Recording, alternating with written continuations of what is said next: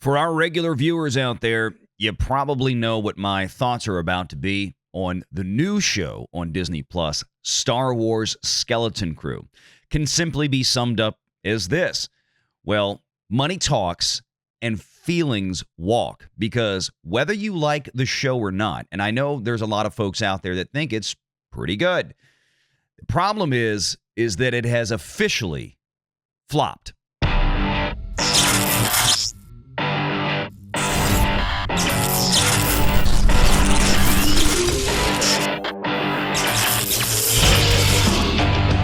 Renegade Online. Well, folks, welcome back. Another great day here at Valiant Renegade. It's good to see everybody out there once again. And if you are like one of the many watching this video not yet subscribed to this channel, please take a moment and turn that little red subscribe button to gray. Hit that like button, hit that notification bell. Share this sucker out on the social medias. And of course, please do leave a comment before you head out the door today. Make sure to join us every Sunday and Wednesday afternoon right here at 6 p.m. Eastern for the live show. I've seen a lot of folks out there, or maybe you shouldn't say a lot of folks because, well, that's part of the problem with this show, much like the same problem that Andor had, but we'll get to that in a minute.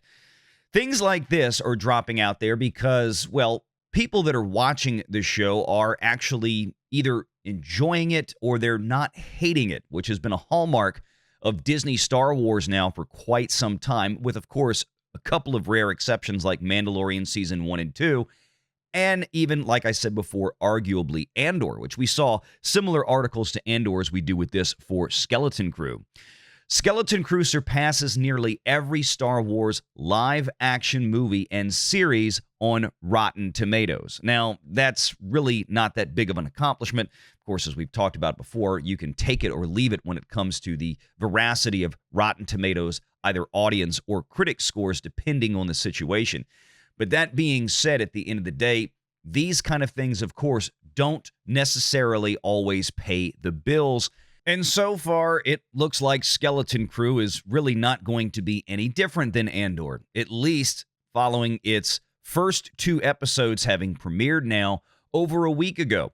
We have some fresh data from Variety partner LUMINATE that tracks streaming originals and streaming movies, and let's just say it's not good. But before we get to those, there's a couple of things out there about, well, people continuing to want to get over their skis about Season 2 if it's coming out. And yes, I realize that many of these articles are written for clickbait, and that's basically all they wind up being, and especially, I think, in the case of what's going to happen with Skeleton Crew. But I need to remind folks about a few key things here before we move into the actual data.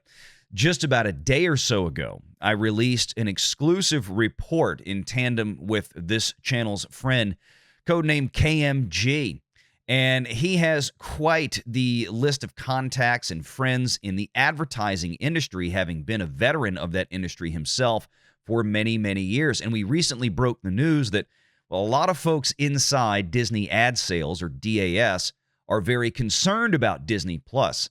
And that's because of shows like, frankly, Skeleton Crew. And let's not forget disasters like The Acolyte that came before it, or how about even recently Agatha All Along. Again, it doesn't matter whether you like these shows or not. What matters are the people who are paying the bills, that is the shareholders, and in this case, the advertisers as well for the ad-based tiers on Disney Plus, actually pleased with the results of this.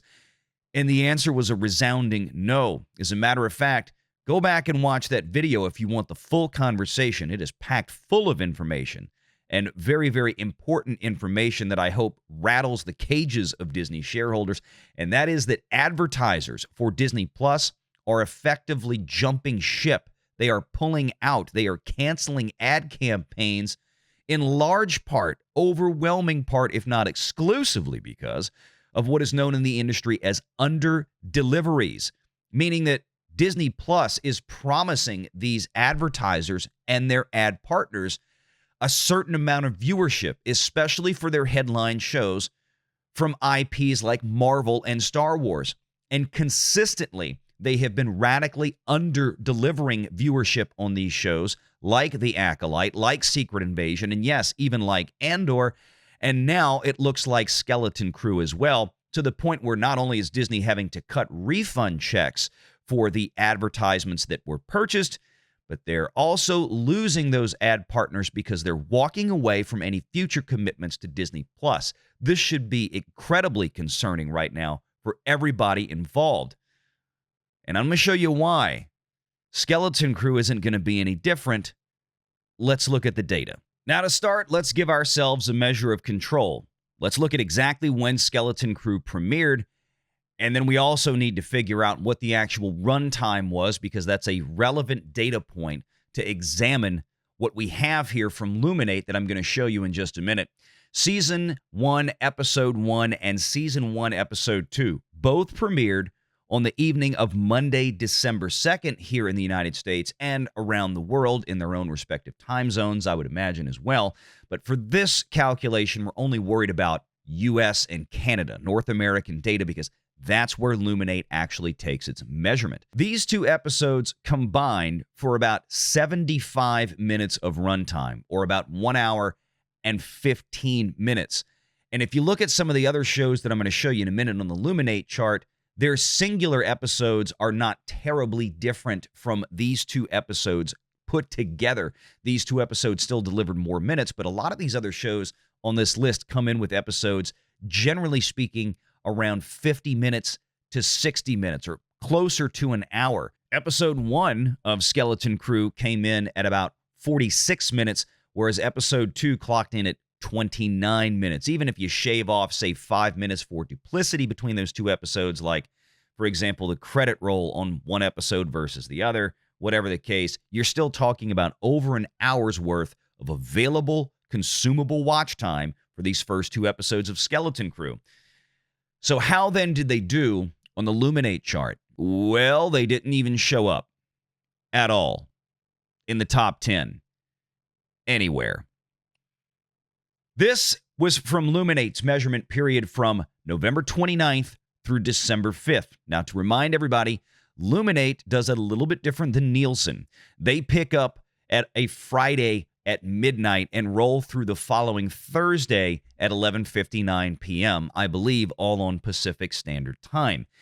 And you can see here that would have given the Skeleton Crew show from Star Wars, from Kathleen Kennedy, from Lucasfilm, from Disney, and on Disney Plus, over 3 full days of measurement for a brand new Star Wars intellectual property, and it couldn't even hit the top 10.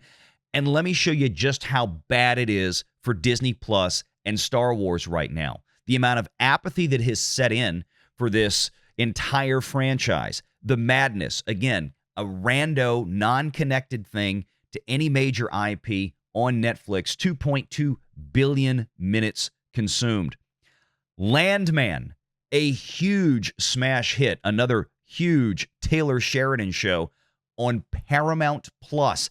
And yes, you're looking at this chart correctly. There are 4, count them, 4 different pieces of television on Paramount Plus that have charted in the top 10. Paramount Plus is quickly becoming the next go-to place behind Netflix for television streaming, and I'm here for it. Landman is an amazing show. Cold Case on Netflix. Lioness, another Taylor Sheridan show on Paramount Plus that is still ongoing.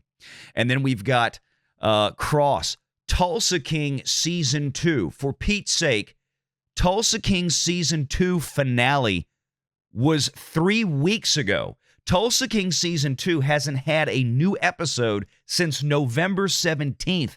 It is still pulling nearly 500 million minutes of viewership on the charts here. And then Lioness Season 1 versus Season 2, because LUMINATE breaks these down by season. A season of Lioness that is over a year old is still clocking in at 358 million. And The Day of the Jackal, I don't know what that is, but it's on Peacock, so congratulations to Peacock. 332 million minutes consumed during this measurement period. Now, folks, let me tell you what is terrifying about that. The fact of the matter is that even with a major Star Wars premiere on Disney Plus, that they couldn't even find roughly 4.5 million people in North America to watch this show so that it would chart. with the 75 minutes of available runtime that was there. That would have put them at least in the number 10 position on this chart. And they couldn't even find that many watching it in North America to make it. And if you don't believe me there, I scoured the internet just a little while ago trying to see if Disney had made any official release on what the viewership numbers with Skeleton Crew have been. It's been over a week now since the first episodes premiered. And as of last night, there was still no official press release from Disney, in a similar fashion to what we got when we saw Ahsoka premiere, where Disney touted 14 million global views, or with The Acolyte, where Disney touted 11 million global views. They even had to wait an extra 2 or 3 days to do a global tout of Agatha All Along's 9-point-something million global views. Disney Plus is trending in the wrong direction with their most valuable pieces of intellectual property. And in the case of things like Andor and The Acolyte, where you're talking about a $250 million expense per show, I can't imagine if Skeleton Crew is radically different. Maybe they saved a bit more money there. Maybe that show only cost them $150 million or $200 million. But if you look back at this chart and you look at what's actually topping it out, I can promise you right now, it seems very unlikely that Paramount would have spent $250 million on a Taylor Sheridan show that takes place in West Texas, or the same thing with Tulsa King, or even Lioness. Yes, these shows probably have somewhat significant budgets, but probably nowhere to the scale of what Disney has been pissing away of shareholder capital on their garbage Marvel and garbage Star Wars shows. And it simply can't sustain. It doesn't matter how you feel about the show. It doesn't matter if you think it's a good show or not. I understand that maybe from a moral standpoint, Disney can say that they have a victory of that nature. Fine. But at the end of the day, the money talks and the BS walks. The Rotten Tomatoes score walks. The audience enjoyment and the Twitter posts from the Disney shills, they walk too, because they don't pay the bills. In fact, many of those shills that you see out there in social media for Disney are getting paid to do what they do in one form or fashion, in one way or another. Let me know what your thoughts are in the comments below. Are you actually watching Skeleton Crew? Or have you turned into somebody more like me who has so much apathy towards Star Wars because we've been punched in the nose so many times over the years that we just don't care anymore, even when the show is good? You just can't get into it. Make sure you're subscribed to Valiant Renegade and join us every Sunday at 6 p.m. Eastern for the live show.